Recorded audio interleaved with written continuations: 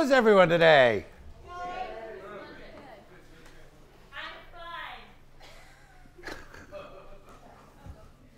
Okay, thank you for that information. What questions do you have before I begin? Yeah. Ah.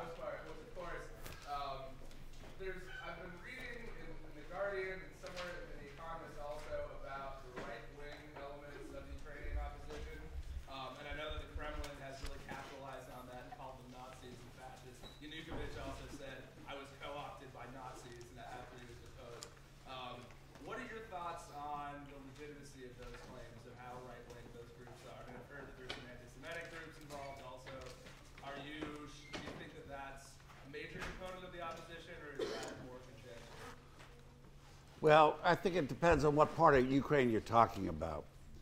Okay, Ukraine is a very, very interesting country because it's really split right down the middle between the western and the eastern parts.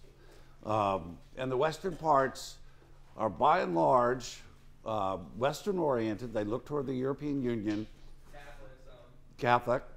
And the eastern part looks toward Russia, speak Russian, and are Eastern Orthodox Christians. And so you've got that really incredible split, and it shows up dramatically if you look at polling data. I mean, Yanukovych clearly always wins the eastern part of the country. So there are nationalist elements in Ukraine, like there are nationalist elements in virtually every country in the world. Some of them are Nazis, like there are Nazis every place in the world. So, I mean, they're hard to get away from. But it is the case that the opposition to Yanukovych's government, by and large, is comprised of people who want an orientation toward the European Union, who don't like the concentration of economic power that characterizes the current Ukrainian government, and would like to be more independent of Russian influence. Now, having said that, there are a whole bunch of other people in the opposition. And you're always going to be able to find voices in any opposition, any protest movement that you really don't like. Don't pay too close attention to them, okay? You've got to look toward the broader base of the opposition movement. Yanukovych, I keep saying Yanukovych, but I've been corrected by the media. Apparently the correct pronunciation is Yanukovych. I'm sorry, I don't know Ukrainian. Yanukovych has been indicted for murder, and he's on the loose right now, and it is likely that he will seek either protection in the eastern part of Ukraine, in which case we'll have a civil war in Ukraine, or he'll go to Russia for protection, in which case you have the looming specter of a EU, US, Russian confrontation over Ukraine. Neither one of those outcomes is highly desirable. But a lot depends on how difficult it is to get Yanukovych into court. If it's really difficult, then you know that the opposition isn't carrying the day. If he's given up quickly, then you know that the opposition is really strong. So we have some sort of an index here of knowing how deep the opposition to the current Ukrainian government goes. We're in a very dangerous situation. I mean, this is a really, really precarious situation. It's also interesting historically. You look at how Ukraine and Russia means borderlands, or like interland in a sense. So when Ukraine was annexed in 1654, a Cossack by the name of Bogdan Karolinsky was a Ukrainian Cossack who was deposed by the Lithuanian-Polish government. And it's funny because he was lauded both by Soviet historians, Ukrainian historians. He's almost a figurehead of both Russian and Ukrainian nationalism. There's a lot of intersections between the two. The original Rus were based in Kiev, Yep. not in Moscow. Yep. They came out of Kiev. So, I mean, this is just a big tortured stew. But the stakes are really high. And it's not just Ukraine that's going on right now, because for those of you who've been following my blog, the protests in Venezuela, protests in Turkey, protests in Argentina, all these protests are middle-class protests. They're not left-wing protests. They're not anarcho-syndicalist protests against the World Trade Organization or anything like that. These are legitimately middle-class protests. These middle classes have been created by globalization over the last 30 years, and they are seriously disaffected. From a political point of view, seeing this, the depth of this disaffection, and seeing how it's bubbling up in political protest is an index of great instability in the international system right now. How this translates, we don't know. I mean, which way it goes, we don't know. But there's stuff bubbling here that suggests that there's really deep unease in the world. Really deep unease. So just keep an eye on this. I had a question about Venezuela. Are the policies, is it Maduro? Is he the leader of Venezuela right now? Maduro, yes. Are his policies a carryover of Chavez's policies? So, like, would this protest still have happened if Chavez was in power, do you think? Well, I mean, it's always hard to tell if the protest would have occurred if Chavez had stayed alive. Look, Maduro is trying to extend Chavez's policies, but he lacks Chavez's charisma. He doesn't have the following that Chavez had. So what we have is sort of like a vacuum at the top. The Chavistas, the people who supported the more or less socialist program of Hugo Chavez, want to see those programs extended. But the political will to do so is lacking. And so the opposition feels much more emboldened. They don't have to take on this mythical figure of Hugo Chavez now. Maduro is a normal politician as far as they're concerned. So they're a lot more aggressive than they would have been if Chavez had been in power. But still, the depth of this protest is really quite striking. And in Venezuela, what's scary about Venezuela is that the opposition to the protests has been organized by paramilitaries organized by the government. So the government is organizing armed thugs to put down the protest movement. Nothing is going to disaffect the middle class more than the idea that the government has become the enemy. What are the chances of these middle-class protests spreading to other countries such as China and countries in South Asia? I'm sorry, Tapas. I didn't hear what the last part of your question was. What are the chances that these protests, because they are middle-class protests, that they will spread to other countries where the middle class is dissatisfied with the government, such as countries in South Asia or China? Yeah, well, look, I mean, the disaffection in, say, Bangladesh has been going on for years and years. I mean, because the middle class disaffection between the two parties in Bangladesh is almost completely internal. I mean, the two parties in Bangladesh are fighting each other.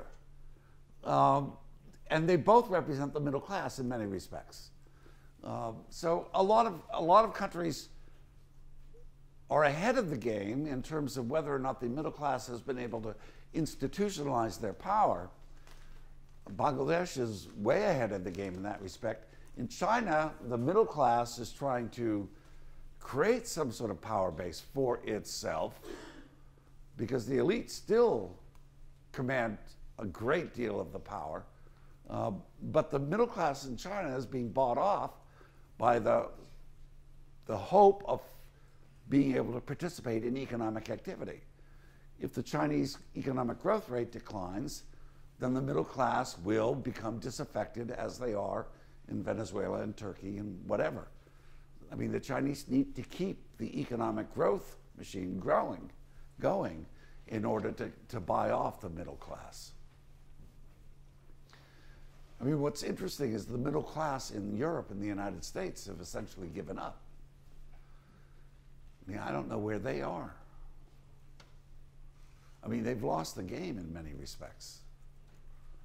And they're not protesting. I mean, you'd be the people who would be protesting. You're about as far away from protesting as I can imagine.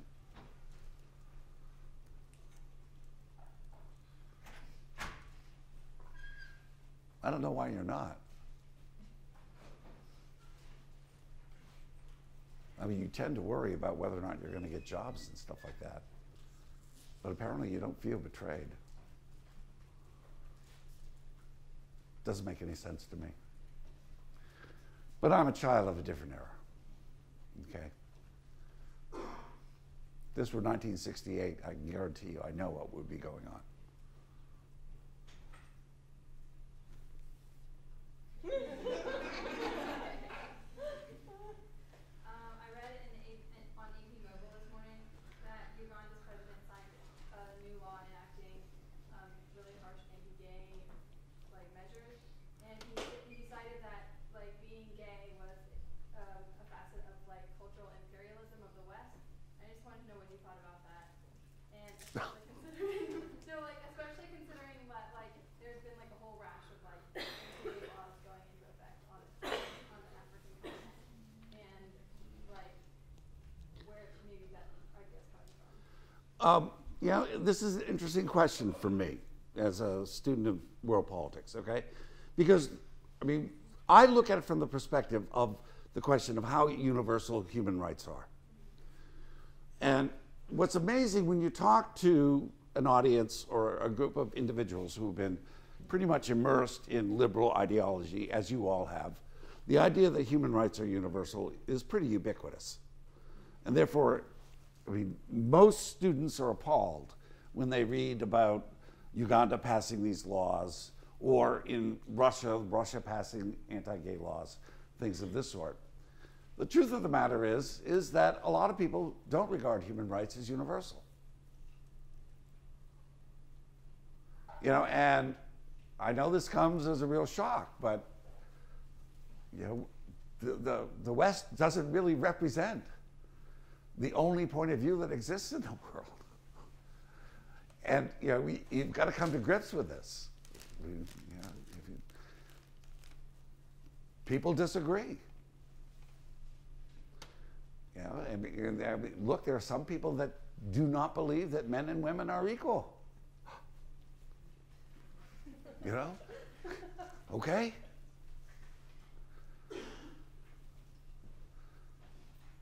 And there are some people that believe that some ethnic groups are subhuman.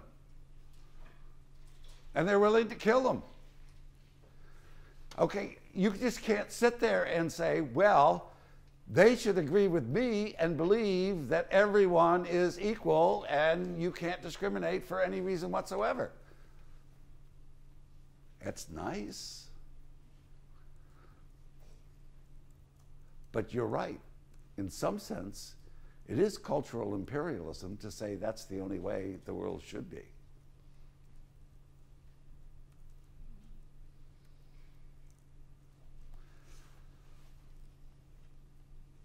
So what discrimination are you willing to countenance?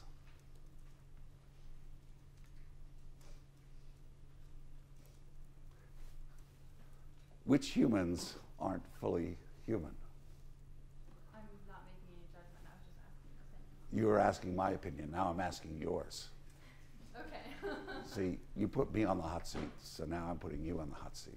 So my opinion is that there are universal human rights, but according to international law and sovereignty of nations, there's nothing you can really do about most of that stuff. No, you can. You can try to enforce it. I mean, at some points, we had to make a decision that slavery was wrong. And the world had to basically say, you can't do this anymore. Now, that doesn't mean we've been successful, because slavery is still pervasive in the world.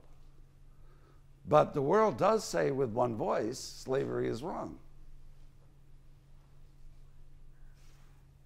On paper, the world says that slavery is wrong. Yeah.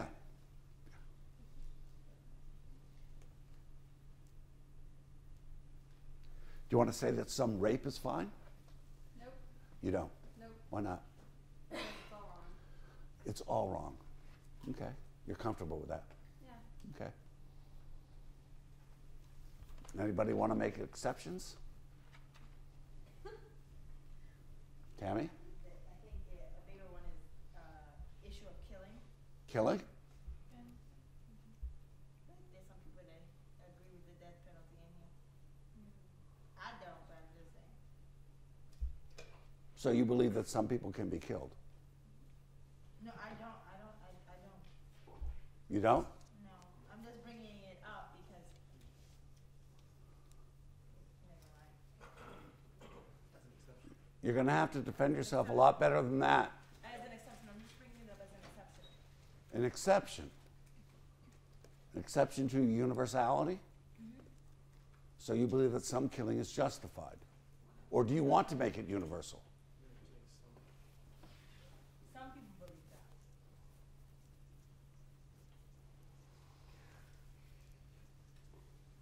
I'll dance on your heads all day on this. Oh, this is good. From a realistic perspective, if we look at killing, in some universal precepts, there, at least in the Abrahamic faiths, killing is considered a sin. Yet, realistically, universally, every society has had some sort of conflict where people have been killed. I mean, murder and homicide, whether it's in the form of genocide or in the form of warfare, has been pervasive since really the dawn of human civilization. So it's interesting that people will put strictures on something almost because it's presumed that it's bound to happen anyway. So it's almost trying to rein in, I guess that kind of moralistic framework has to exist in order to rein in, I guess, the chaos that's bound to ensue anyway. I mean, it would be ignorant to say, as much as I am a proponent for human rights, I subscribe to Human Rights Watch, I'll read their documents. I don't think there's any way to prevent war, ever. I think war is endemic to the human condition. Well, war is a different matter. War is not a human right. Yeah, I mean, we don't have the right to be free of war. But, yeah, the question is, do we have a right to be free from the fear of being killed? Or do we have a right to be free from being murdered? There's a big difference between those two. Yeah, well, you're going to have to deal with this. I mean, Uganda has made a very clear statement. Russia has made a very clear statement that they don't believe that homosexual rights are things to be protected. Do you want to condemn them? Do you want to support them? Well, I mean, the governments of those countries have made those statements, but there are always people within the society who disagree. Just like when the U.S. made the decision that slavery was going to have to be outlawed, there were people who disagreed with that. There are always going to be people who believe one or the other thing in any society. So I think it's hard to say, it's tempting to say Western imperialism or like, this is the ideology of one group being imposed on another, but there are always going to be dissidents in societies saying that, the conservative government that's crying Western imperialism, people will actually disagree with them. So, Well, yeah, you're right. There are always going to be dissidents. I mean, there are always going to be people that are going to say that Jews are subhuman. yeah. Yeah. But we hope that the governments at some point say that's not an acceptable position to take. The government gives sort of a moral imprimatur to what is acceptable and what is not. That's why we have laws. I would also like to point out that the AP article that this was stated in implied that it was being gay that was Western cultural imperialism and not universal human rights. Being gay, That's what the article said that the president of Uganda said. was Western imperialism. So this is something that, a policy that we're designing. Okay. That's interesting. This is what the article has stated. Okay. We're not doing such a great job here as far as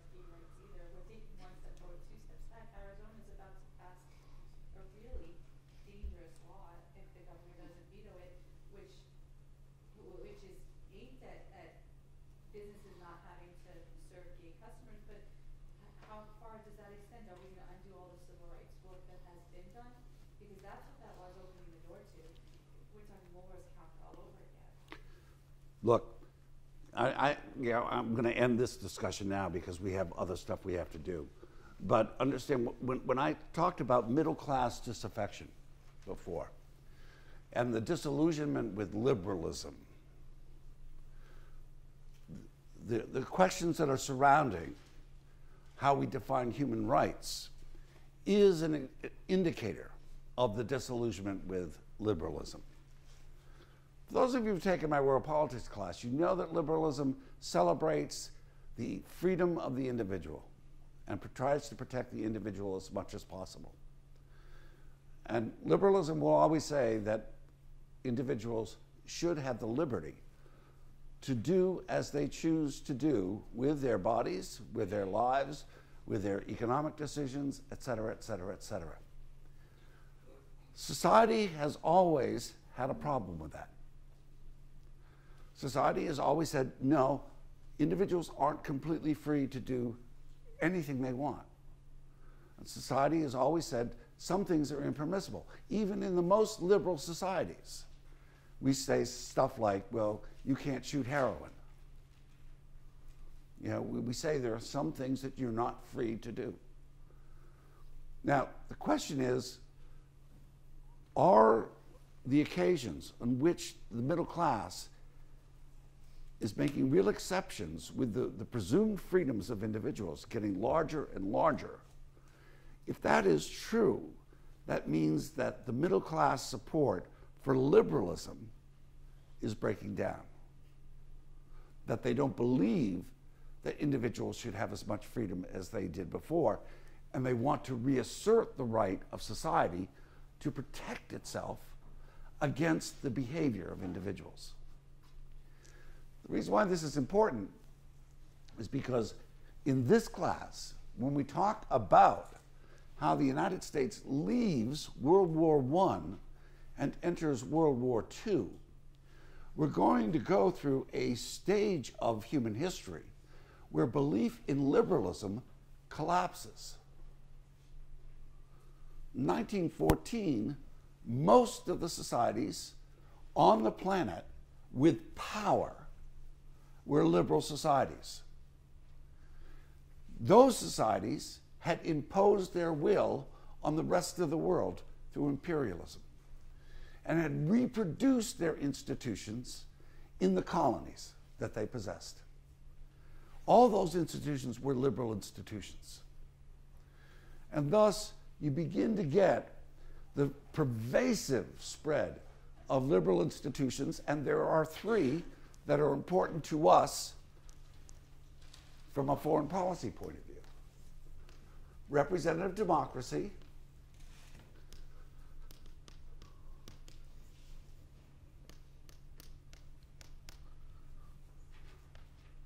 market capitalism,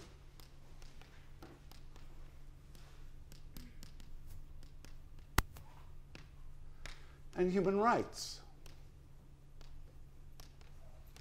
Now, at the end of the 19th century, these were all being developed. They were incredibly imperfect. There was no question about them. And they didn't coexist well in a world of imperialism. But this is what the European states wanted to create. And the United States, as an example of European imperialism, was, of course, the finest example of liberalism. I mean, the Europeans create the ideas that underlie the American Constitution. We hold these truths to be self-evident, that all men, meaning all human beings ultimately, are created equal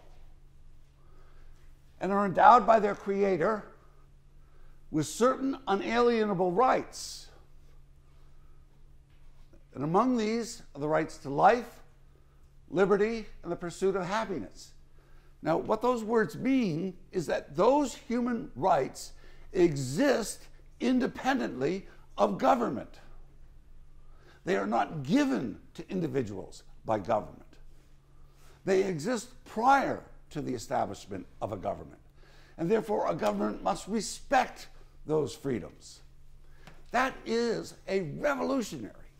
That is a absolute heresy in terms of the way human practice had evolved over thousands of years. But this is the aspiration of a liberal society. Starting in 1917, liberal societies take it on the chin. First breach in the dike, if you will, is the creation of a non-liberal society that we call the Soviet Union. Not founded upon liberal principles, but founded upon communist principles. Not founded upon the freedom of the individual, but founded upon class, a completely different category. And then the second breach comes in 1920, when Hungary creates a new political system that we ultimately call fascism, that again does not celebrate the individual, but rather celebrates the nation, or, to use the German word, the folk, the people. So from 1917, 1920, you start getting two competitors to liberalism.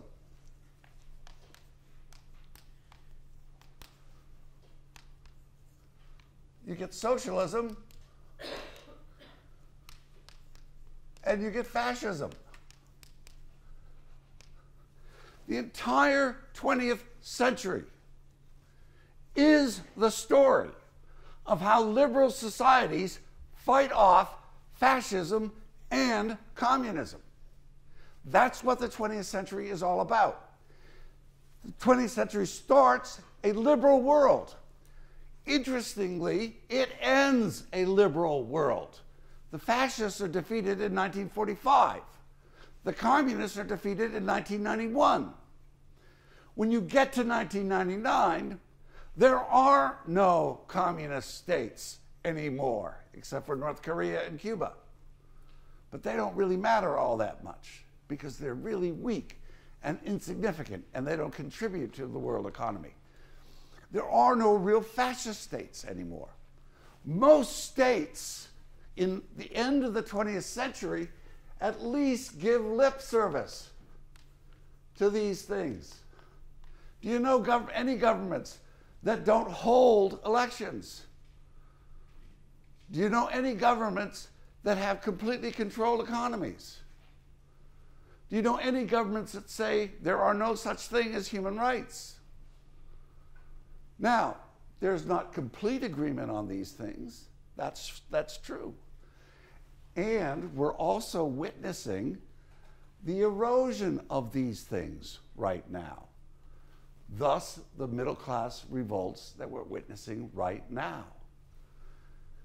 We could be going back to liberalism.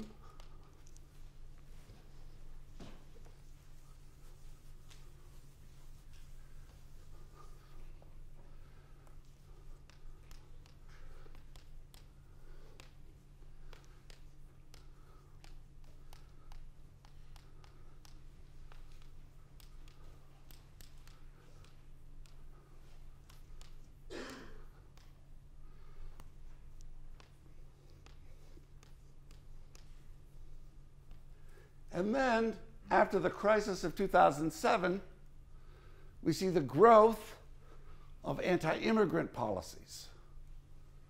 We see the growth of a lot of ethnic cleavages, a lot of ethnic violence. We see the growth of alternative economic systems. I mean, after 2007, things get really, really muddy. And if you were to say, which way are we going right now? And you were to look at Europe, how would you characterize European political parties right now? In what direction are they going? Are they becoming more liberal? Are they becoming more fascist? Or are they becoming more socialist? More fascist. Much more fascist. Look at France and Marine Le Pen. Look at Hungary and the Jobbik Party. Look at Finland and the true Finns. Look at Putin. I mean, it's really sort of extraordinary what's going on. But this is the history of the 20th century, and this is where we are right now, poised for change. Now, what's interesting about this hiatus is that this is a hiatus that is almost deliberately created because of the failure of liberal societies to preserve the liberal order. When World War I ends, there is no one who has enough power in the international system to maintain the three institutions of representative democracy, market capitalism, and human rights. Slowly but surely, you see each one of those three pillars begin to erode. Representative democracy is pretty straightforward, okay? You begin to see the jettisoning of democracies and the idea of elections. And it happens really, really quickly. 1920, Hungary adopts a fascist government. 1926, Italy, under Mussolini, adopts a fascist government. 1926, Lithuania adopts a fascist government. 26, Poland adopts a fascist government. 28, Albania adopts a fascist government. 29, Yugoslavia adopts a fascist government. 1933, Portugal adopts a fascist government. 1933, Hitler is elected Chancellor of Germany, adopts a fascist government. 34, Latvia adopts a fascist government. 34, Bulgaria. 35, Estonia. 36, Greece. 36, the Spanish Civil War, where the fascists and the communists begin to duke it out. Ultimately, in 1939, the fascists win that one. 1937, Romania becomes a fascist state. 1938, Austria becomes a fascist state after the German aggression. 1938, Czechoslovakia becomes a fascist state after the German aggression. 1939, Spain becomes a fascist state. 1939, Poland becomes a fascist state after the German invasion. And 1940, France becomes a fascist state after the German invasion. Think about it. You start in 1920. You go to 1940. That's 20 years. Think about all the states that dropped democracy. They drop it because they've lost faith.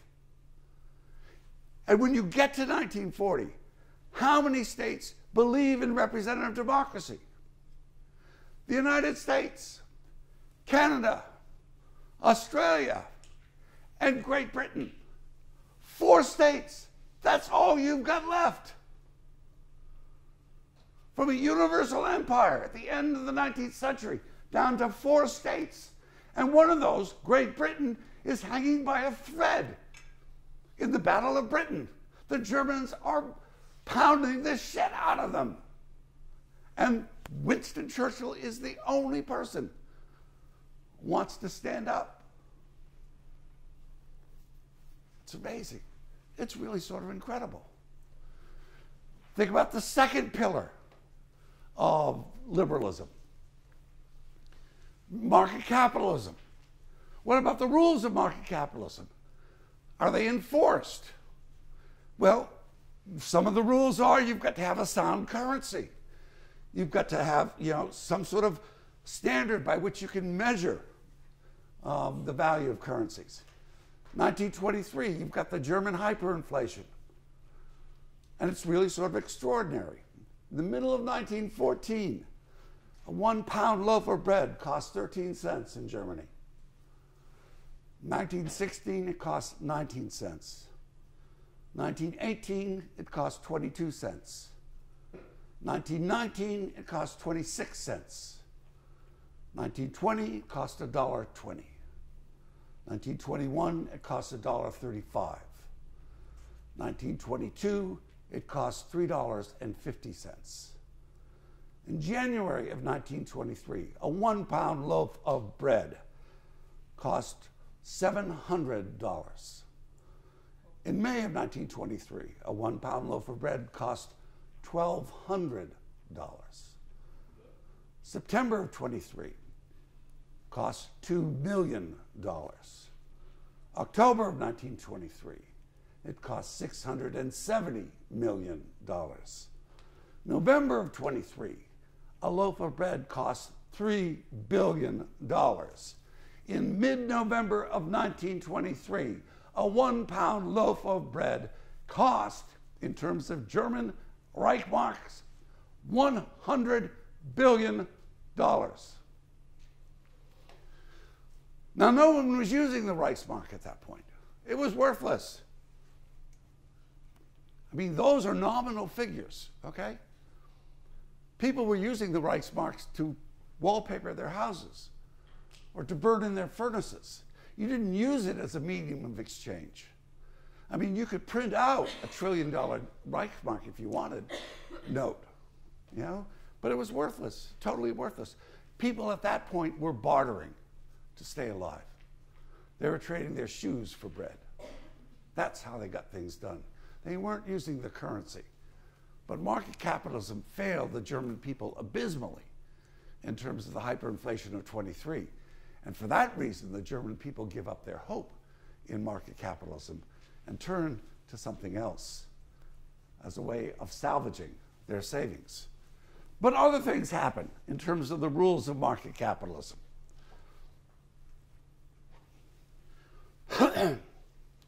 1929, you have the market crash.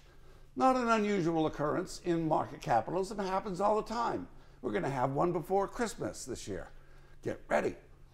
And it's going to be really scary when it happens, but it's not going to be catastrophic unless you're going to retire very soon.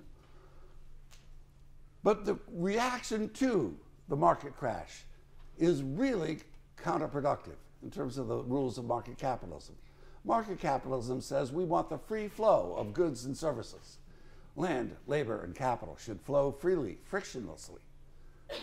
And yet, because of the market crash in 1930, the United States passes what is known as the Smoot-Hawley Tariff, a massive violation of the rules of market capitalism. U.S. imports from Europe decreased from a 1929 high of $1.3 billion to just $390 million during 1932. Overall, world trade decreased by 67% between 1929 and 1934. Market capitalism, not something that people are using anymore. Trade, forget it. You're going to protect yourself. You're going to erect barriers to trade. You're not going to use the market in order to exchange goods and services. And so in 1931, Britain leaves the gold standard. Now, the other thing that happens, the Soviet Union, of course, gave up on market capitalism completely. Didn't want to have anything to do with market capitalism. Wanted to implement a socialist economy. And in the process of doing this, Stalin collectivizes all the farms in the Soviet Union. That leads to the death of about 18 million Russian peasants because not enough food is produced during the process of collectivization. And 18 million people die because the collectivized farms are not nearly productive enough to feed the Russian people. And that's a tragedy of incredible proportions. I mean, that's a lot of people to die because of an economic mistake. An awful lot of people to die. And so you've got Britain leaving the gold standard in 1931. You've got the Soviets starving people to death in 1933.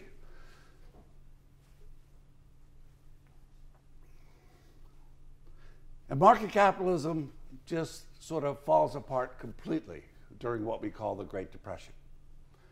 It's replaced by a jerry-rigged system of national rules. And it's very difficult to get any nations to cooperate. And slowly but surely, world economic progress or world economic activity declines. What about human rights, the third pillar of liberalism? It falls apart in the most dramatic and ugly ways. 1931, you've got the Japanese invasion of Manchuria. Does anyone defend the people of Manchuria against the Japanese invasion? No. 1935, Italy invades Ethiopia. Does anyone defend the Ethiopians? No. Haile Selassie goes to the League of Nations, gives a speech, perhaps the most powerful, most beautiful speech ever given by a world leader, begging the world to come to the aid of the Ethiopians because the Italians are dropping mustard gas on the helpless Ethiopian citizens. And Selassie says, please come to our help. The world just turns its back on the Ethiopian people, lets them die. Nothing happens. Then 1937, Japanese invade Nanjing. The Nanjing massacres occur. Incredible, horrific massacres, human rights atrocities on a scale that hadn't been witnessed before in human history. And then in 1938, in Germany, you have Kristallnacht, signaling the beginning of the pogrom against Jews in Germany. And the world knows what's going to happen. The world is fairly clear on what's going to happen to the Jews in Germany. They are not going to be protected by the German government. They're going to lose everything. Perhaps the world didn't prepare itself for the concentration camps, but there was no reason in the world for the world not to know that bad things were going to happen to the Jews. But the world does nothing. Does nothing to protect the Chinese, does nothing to protect the Ethiopians, does nothing to protect the Chinese.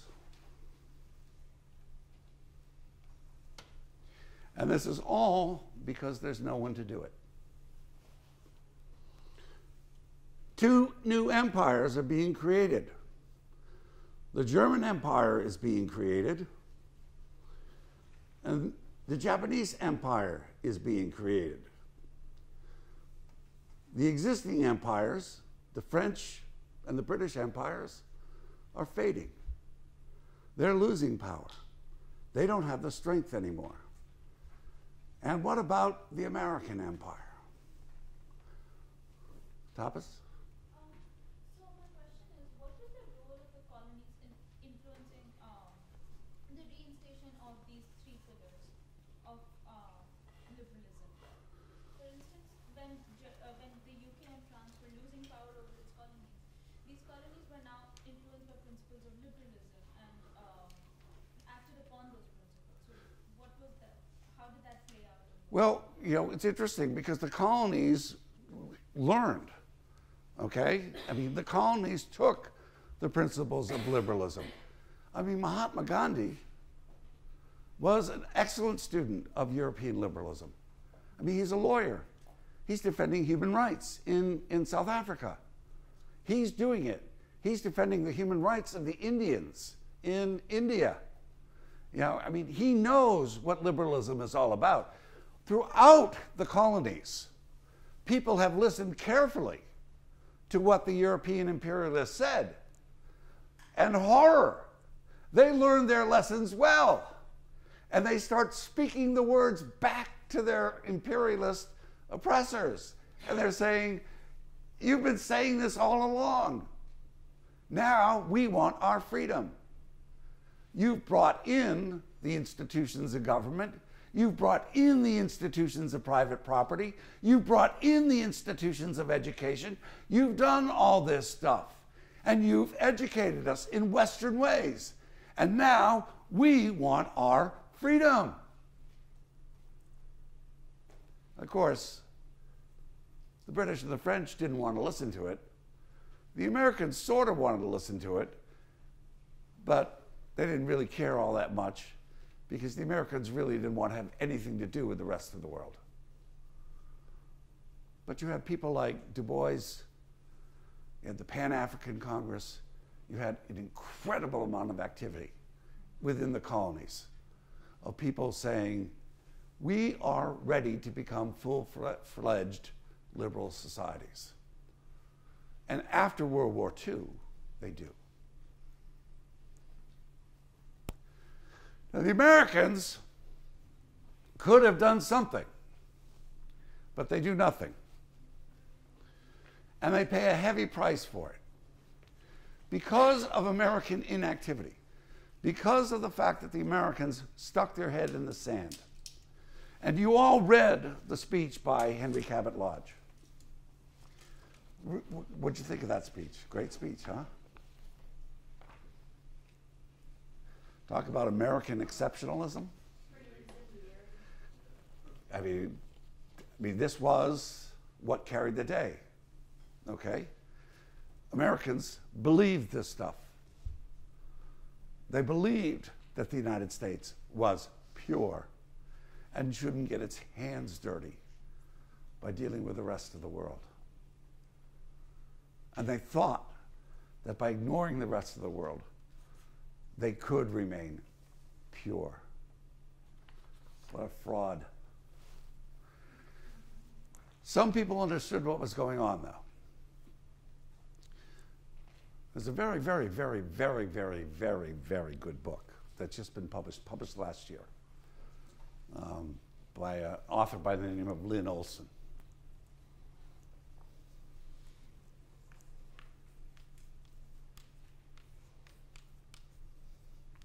About how Franklin Roosevelt dealt with the isolationists in the United States in the interwar period. Because Franklin Roosevelt, when he becomes president in 1932, he's not your isolationist president. He's not Herbert Hoover. He sees the future of the United States as being engaged with the rest of the world. There's no question about that. But he's dealing with an American population that really wants to have nothing to do with the rest of the world. Slowly but surely, he tries to nudge the American people out of their isolationism. But he's opposed by all sorts of people. Charles Lindbergh, for example, Spirit of St. Louis. The guy admired Hitler, loved Hitler, thought fascism was the way to go in the future. The poet, Ezra Pound, American poet, ended up broadcasting on Italian radio praising Mussolini. A lot of people thought that fascism was the new wave. Or on the American left, a lot of people thought that Stalinism was the new wave. The American right and the American left had also given up on liberalism. And they wanted to try new approaches. They wanted to try fascism. They wanted to try socialism.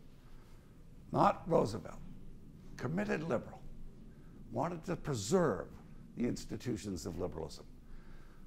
But he couldn't budge the Congress. Congress would pass all sorts of laws that we would call the Neutrality Acts, which forbid the United States from intervening in the growing crisis in Europe. The whole world could see that Hitler was gaining a lot of power, and the Japanese were gaining a lot of power. And they were gaining power at the expense of the crumbling empires. The French Empire was crumbling, the British Empire was crumbling, the Ottoman Empire was crumbling. All these empires were crumbling, and in their place, the German and the Japanese empires were rising. The difference was that the German and the Japanese empires, and to a certain extent the Soviet Empire, but the Soviet Empire is sort of disguised because Stalin really doesn't want to have anything to do with what's going on in the world. But you've got these three new empires rising, and the whole world doesn't know what to do with these three new empires. They're non-liberal empires, and they're really military empires, and they're aggressive, and they say things that are nasty and not nice. So the Americans say, ooh, polluted, cooties, Stay away. Bad stuff. Well, finally, the Japanese do a favor by attacking the United States on December 7th, 1941. And the Americans can enter the war against the new empires. And immediately, Roosevelt kicks into play his idea of the New World Order. It is going to be an American order. And the United States is going to lead the world. We have clear signals of this from the very beginning. You read the Atlantic Charter for today. The Atlantic Charter is in August of 1941. Pearl Harbor doesn't occur until December of 1941. But Roosevelt meets with Winston Churchill off the coast of Nova Scotia, and they sign this Atlantic Charter. And in the Atlantic Charter, we have a new phrase, the United Nations. First time that phrase is used. Now, Wilson had suggested the League of Nations in 1918, and Roosevelt had understood why the League of Nations failed. And it failed because of a lot of missteps that Wilson had made in terms of presenting the League of Nations to Congress. Roosevelt wasn't going to make those same mistakes, but he had the same aspiration. He wanted an international organization in which the United States would be the preeminent member. But he wasn't going to make the United States rule alone. The United States was going to rule in the guise of an international organization. The United States was not going to be an empire, because the United States could not be an empire, according to Roosevelt. It was not going to establish colonies. It was rather going to exert its influence through an international organization called the United Nations. And this was Roosevelt's plan from the very beginning. Now, very quickly after Pearl Harbor, Sumner Welles gives a speech, and Sumner Welles is the Undersecretary of State, very close to Roosevelt. He gives a speech at the Arlington National Cemetery on Memorial Day in 1942. Okay, so December 7th, 1941, the United States enters the war. December 8th, Congress declares war on Japan. And then, curiously, Germany declares war on the United States. Stupidly. The United States never declared war on Germany because Roosevelt could never have gotten a declaration of war against Germany. The Congress would not have gone along with a declaration of war against Germany. But because Hitler had a treaty with Japan, as soon as the United States declared war on Japan, Hitler declared war on the United States. And once a state of war exists, you don't have to declare it. You know, it exists, okay? So the Germans did us the favor. We're now in a state of war. And Roosevelt has no intention of fighting the Japanese right away. He can't fight the Japanese right away. The entire Pacific Fleet is at the bottom of Pearl Harbor. He has no way to fight the Japanese right away. But he can fight the Germans right away. So Roosevelt wants to establish a presence as quickly as possible. Now, Welles articulates the view of Franklin Roosevelt to the American people in this speech. It is an incredibly important speech. And very few people pay enough attention to this speech. But listen to these words. People of the United States were offered, at the conclusion of the last war, the realization of a great vision. They were offered the opportunity of sharing in the assumption of responsibility for the maintenance of peace in the world by participating in an international organization designed to prevent and to quell the outbreak of war. What Welles is saying is that the American people were given the chance to step out. to step up to the plate. The United States was a great power in 1918. The United States GNP was 3 times larger than Great Britain's in 1918. It was the largest GNP by far in the world. The United States had also developed a military that had fought in World War I and had proven its worth. The United States could have become a world power through the League of Nations in 1918. This is what Sumner Welles thinks the United States should have done. And if the United States had done it in 1918, then what happened in the interwar period might not have happened. The collapse of liberalism may not have been so profound or so abject.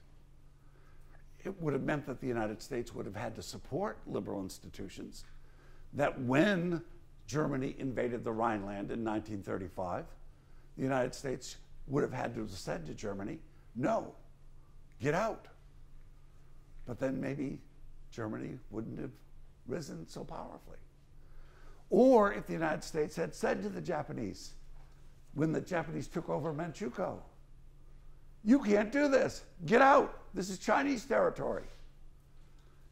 The Americans had taken on Japan at that point, maybe it would have been successful.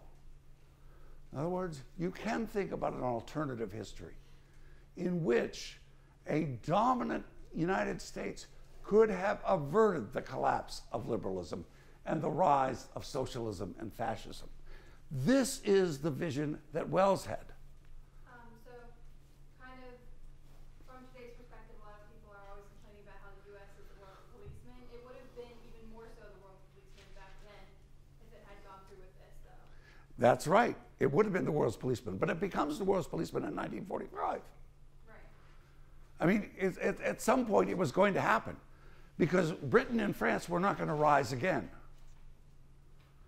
And it's really a question of whether or not you wanted to see Japan and Germany defeated. Britain and France were not going to defeat Germany and Japan. The United States and the Soviet Union were able to defeat Germany, and the United States was able to defeat Japan. And those two powers were going to rule the world afterwards. Roosevelt didn't think that it was going to be a difficult task to rule the world with the Soviet Union, but Roosevelt died. Let's continue on with Sumner Welles. That opportunity they rejected. They rejected it in part because of the human tendency after a great upsurge of emotional idealism to seek the relapse into what was once termed normalcy. Now that's a dig against Warren G. Harding, because Warren Harding, when he runs for president in 1920, his campaign slogan is a return to normalcy, because Wilson had been abnormal by bringing the United States into World War I. They rejected it because of partisan politics. They rejected it because of the false propaganda widely spread by our participation in a world order we would incur the danger of war rather than avoid it. They rejected it because of, and this phrase just rings so loudly in the Enlightenment literature. I mean, this is Voltaire, this is Montesquieu, this is David Hume, this is all the Enlightenment thinkers. The American people rejected it because of unenlightened selfishness. Okay? The Americans had rejected it because the Americans had not used their right reason.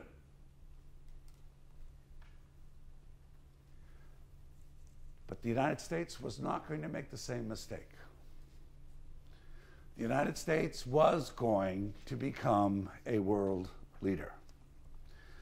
And Roosevelt had a plan. The plan was very straightforward. It is a new form of rule. It is not imperial, because the United States wasn't going to take colonies. But you have to figure out a way to control the world without seizing territory. This is a hard thing to do. Throughout all of human history, the way people had controlled other people was to seize their territory. Conquest was the way you did it. The United States had to come up with a way of controlling the world. There was no question. There was no mealy-mouthed shying away from the idea that the United States had to control the world. Because the lesson of the interwar period was that someone had to control the world.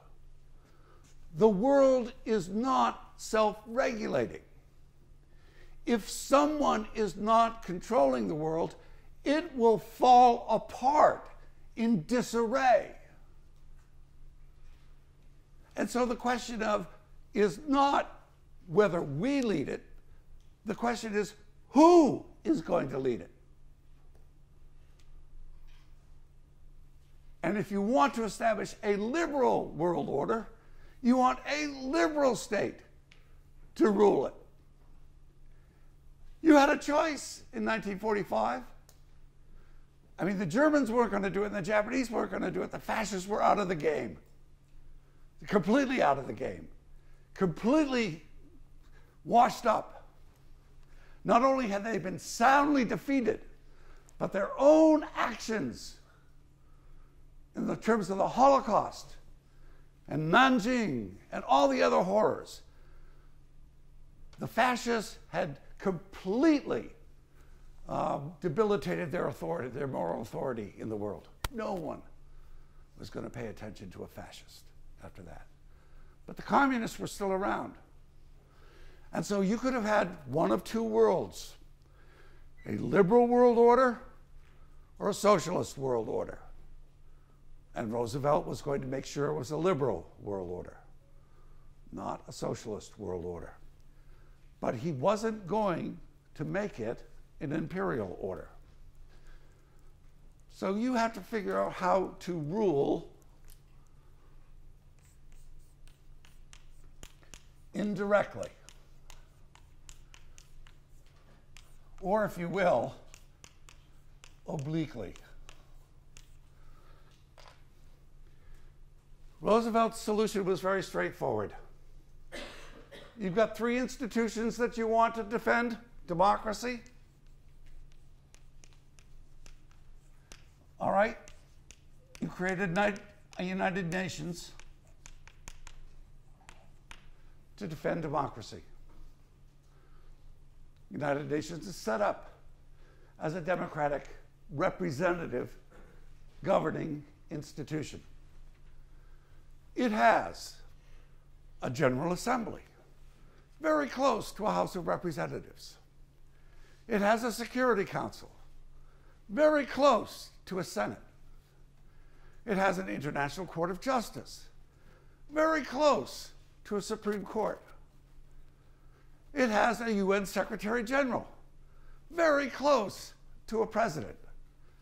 How are the votes allocated? Well, in the General Assembly, it's one state, one vote. One man, one vote. In the Security Council, it's proportional representation. You have 15 states representing the security interests of the whole world, but 5 of them have the veto. Veto was the lesson that Roosevelt had learned from Wilson. The League of Nations did not have a veto, which meant that Henry Cabot Lodge feared that the League of Nations would, by majority vote, be able to do things against American interests. And so Roosevelt basically says, I'm going to get rid of that political opposition. There is no way the United Nations is going to do something contrary to American interests. And I'm going to make sure that the US Senate knows this when they vote to approve the treaty. But once he gives the United States the veto, he knows he has to give other states the veto. And he gives the victorious states in World War II the veto.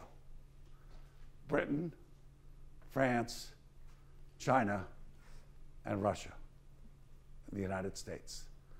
The 5 allied states get the veto. Now, there was no pretense that the veto was given on the basis of power, because Roosevelt knew quite well that the French certainly were not powerful. Everyone knew that the Chinese were not powerful in 1945. The Chinese were racked by civil war. It was simply to give the victors their voice in determining what victor's justice was going to be. And by and large, the world went along with it. Okay, you want market capitalism?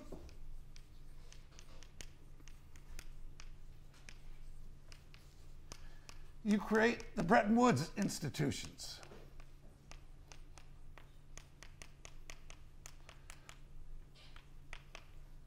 And they are the World Bank,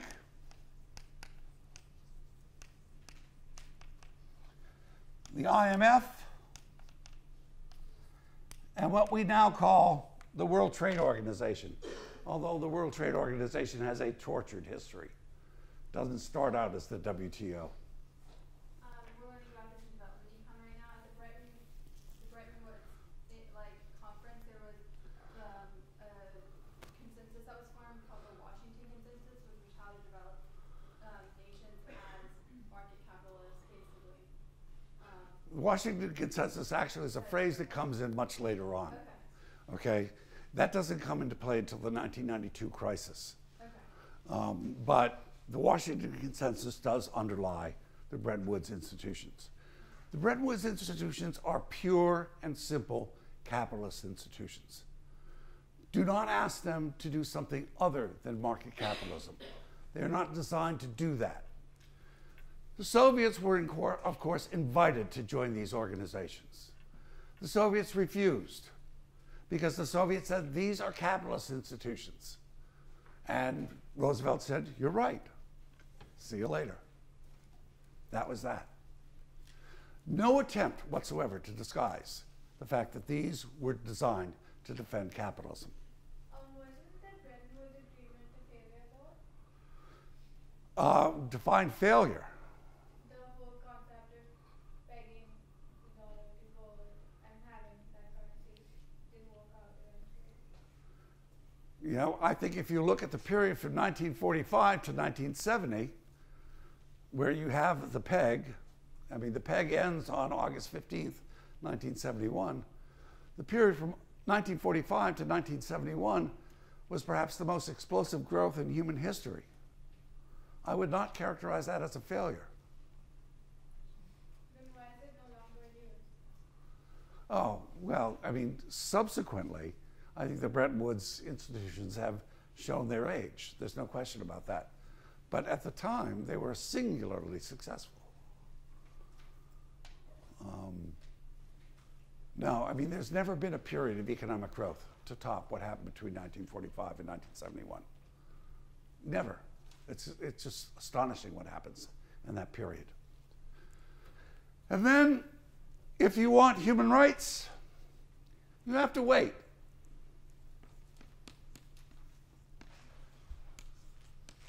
We do have the Universal Declaration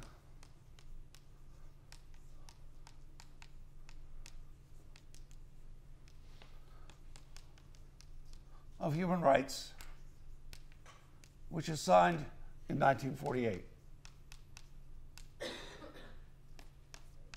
But then it doesn't really get teeth until you get to the International Criminal Court. Much, much, much later. But this is the American world order. This is the order that the United States wanted to impose upon the world in 1945. And it made no bones about it. It did not try to disguise what it was going to do. Its job was to reestablish liberalism in world affairs. And for all the Sturm and Drang of the period, I think it's fairly safe to say that people understood what was going on. Now, the important thing about this is that most of the world was not consulted about this world order.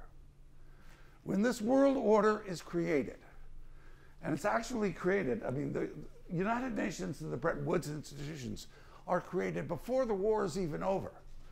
They are created in 1944. There are only 44 countries in the world that sign these documents. The vast majority of the world still remains under colonial rule. Those people are not asked about this world order. Because they are colonies, it is considered that because the mother country signed these documents, that the colonies were bound by them as well. Although in the 1960s, as these countries do become independent, they are invited to join these organizations. And they do. It's not coerced. No one can coerce a state to join the United Nations. No one can coerce a state to join the Bretton Woods institutions. But as the wave of decolonization occurs in the 1960s, these countries do join. Now, the reason why I say this is because I guarantee you, if people had been free in 1944, these documents would have been written much differently. Okay? These documents represented the power configuration in 1944. I'm not sure that anyone had the wisdom to really see the way the world would evolve after 1944. In other words, the correct way to write these documents would have been to figure out what the course of human history was going to be, so that these institutions could have anticipated the changes that were going to occur. But no one really had a clue what was going to happen. All that people knew at the time was that things were going to be really bad at the beginning, because it was very clear in 1945 that the United States and the Soviets were not going to get along, and that the world was poised to begin what was ultimately going to be called the Cold War. Now, I've gotten you up to 1945. We haven't really talked about World War II, but I need to go back on Wednesday and talk about how the conduct of World War II affected this outcome, okay? I've given you the broad overview, but a lot of these decisions were made because of the exigencies of the war itself. And the most important of the decisions that influenced the shape of the post-war world was the decision to drop the atomic bomb in 1945. And you can't talk about the Cold War or the subsequent history of American foreign policy without talking about that decision in great detail. But we will do that on Wednesday. See ya.